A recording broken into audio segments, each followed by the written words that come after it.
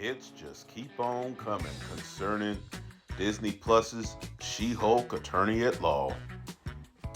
Man, apparently there was a dust up between the head of Marvel, Kevin Feige, and the head writer for She-Hulk, Jessica Gao. Kevin Feige pretty much signed off on just about everything in She-Hulk. So before I say what I'm going to say, I'm not holding him faultless in this. He knew what this show was, yet he still signed off on it. Hence the nickname of Soy Feige from the Marvel fans recently. Soy as in S-O-Y. But if this is true, he failed as a leader. Let me explain what I'm talking about. Apparently, when it came to this, what you see here on the split screen, the robot Kevin was to be a joke and a poke at Kevin Feige. Kevin Feige found out about this and pretty much vetoed the idea. And from what I understand, it was a lot worse than what we ended up seeing. Jessica Gao apparently threw a hissy fit, and her and Feige got into it in front of about 20 employees on the set of She-Hulk, and threatened to walk off if he didn't approve that. Well, Feige backed down, apparently, but he did and all because he thought the whole thing with the hat was ridiculous. All because he thought the whole thing with the hat. Jessica Gao didn't even try to negotiate, maybe, say, well, maybe we could do it this way or that way. No, it was all or nothing. And he backed down. Now, I've never really been in charge of anything, but let me say this. I imagine as a leader, you have to put your foot down at some point. And if they want to walk, let them walk. Part of me really wishes he would have let her walk. At that point, she's like, well, if they don't do it this way, I quit. At that point, Kevin Feige should have got possessed by the spirit of Black Dynamite, and he should have said, bye. Not in those words, but I'm just saying.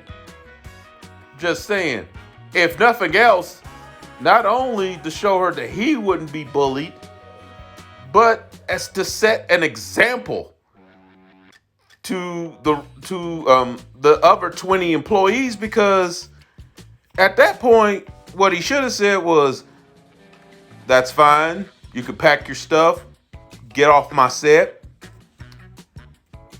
And by the way, remember something. You might be the head writer of this show, but I run this division.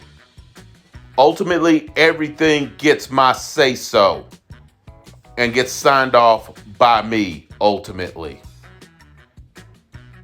And it would have been as simple as that. And that would have shut all that nonsense down. We might have even ended up getting a better version of She-Hulk than what we got. And from what I understand, even then, though, Kevin Feige didn't totally bend over for Jessica Gao. Not completely.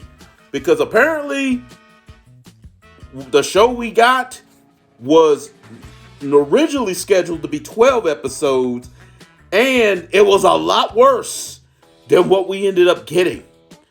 Which makes me morbidly curious.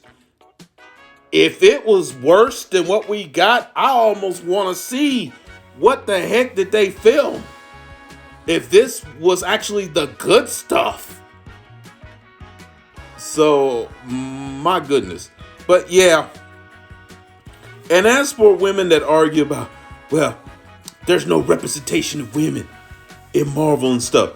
I'm like, okay, Agent Carter, let's see, Pepper Potts, Black Widow, Cloak and Dagger, the Dagger Half, Misty Knight and Colleen Wing. Yeah, granted, they were on male titled shows, Luke Cage and Iron Fist, but still, they were very prominent in both shows.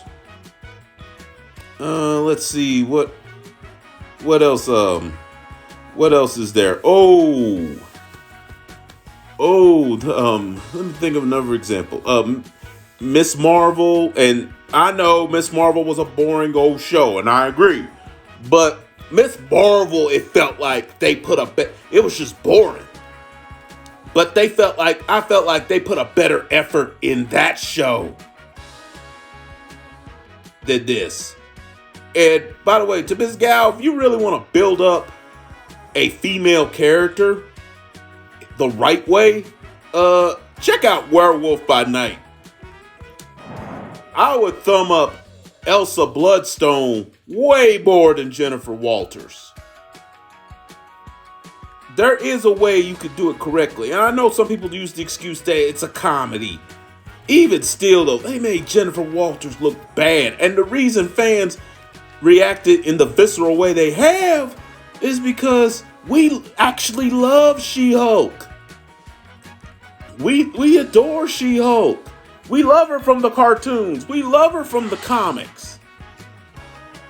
They basically just dropped trowel. They talked about big representation of women when in fact they dropped trowel, pissed, crapped, and minstreled all over that character.